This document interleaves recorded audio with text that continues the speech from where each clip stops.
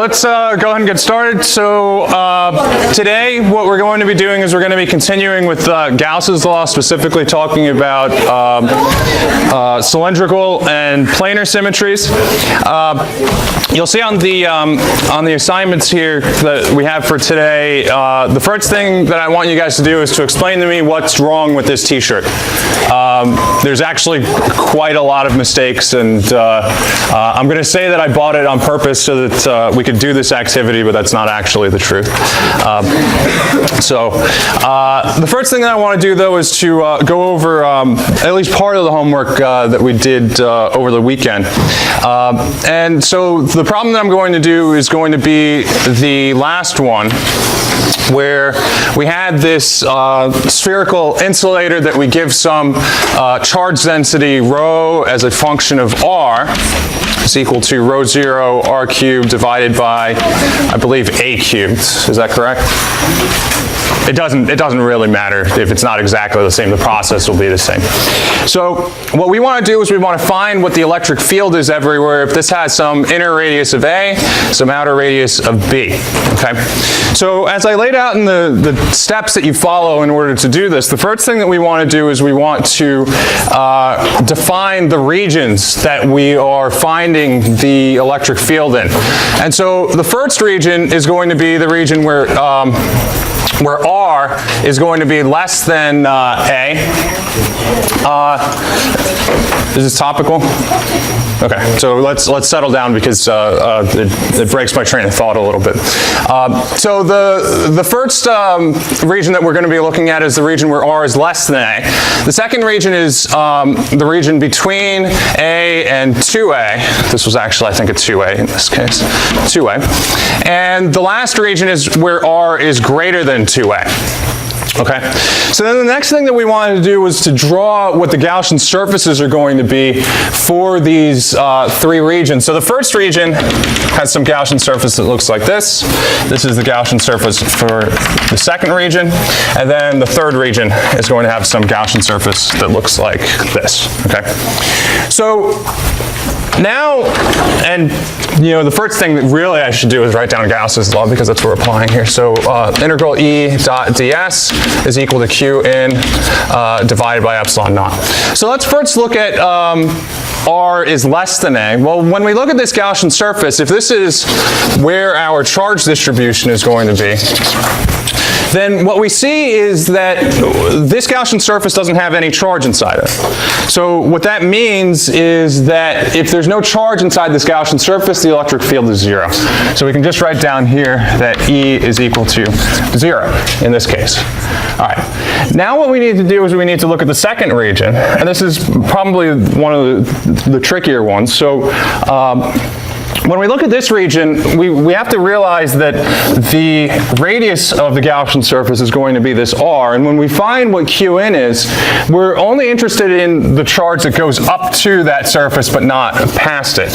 And so what that means is the charge is going to start at A and it's going to go up to R. So when we're evaluating what Qn is, we can say that Qn is equal to the integral of rho dV. Okay, and then we can plug in what rho is. This is going to be rho 0 r cubed divided by a cubed.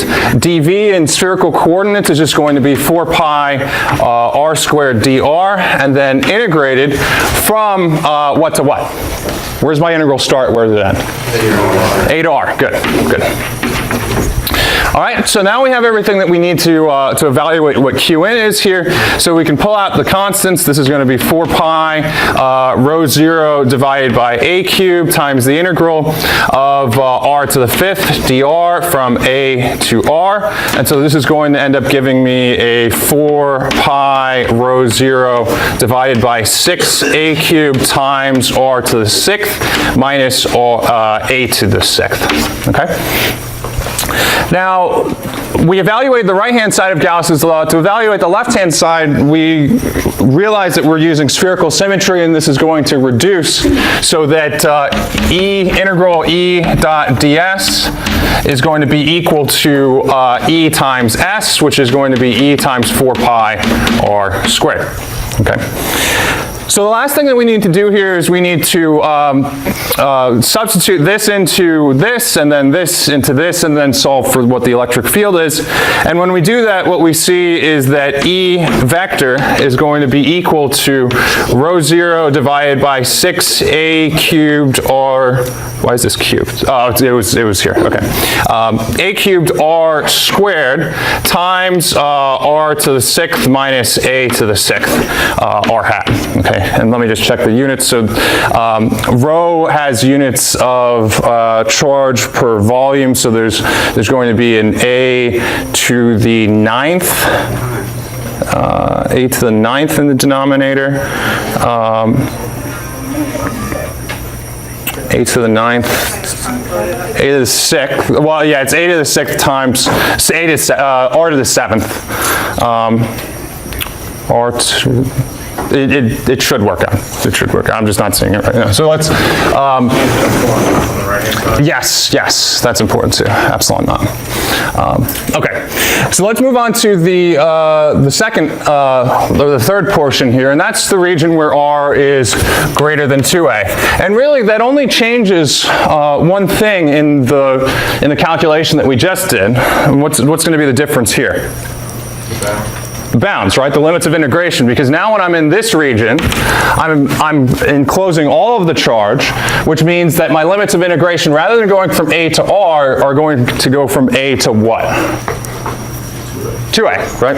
So we don't even really need to do this entire calculation again. We just replace this limit with a 2a. And so when we do that, we see that qn is going to be equal to 4 pi divided by 6a cubed. This is going to be 2a to the 6th minus a to the 6th. And then evaluating the last line, again, the only thing that's going to change is this r here is going to become a 2a. So this is going to be rho 0 divided by 6a cubed r squared epsilon naught 2a to the 6th minus a to the 6th r hat. So this is E vector is equal to this. Okay? And that's it. Yeah, the units do work out, because this has a 1 over r cubed times an r cubed times an r squared that cancels with the r to the 6th. So you have r squared in the denominator. Okay. Any questions about this one? Okay. So I'm gonna cut you guys loose to work on the classwork for today, and I'll come around and answer questions as you guys have them.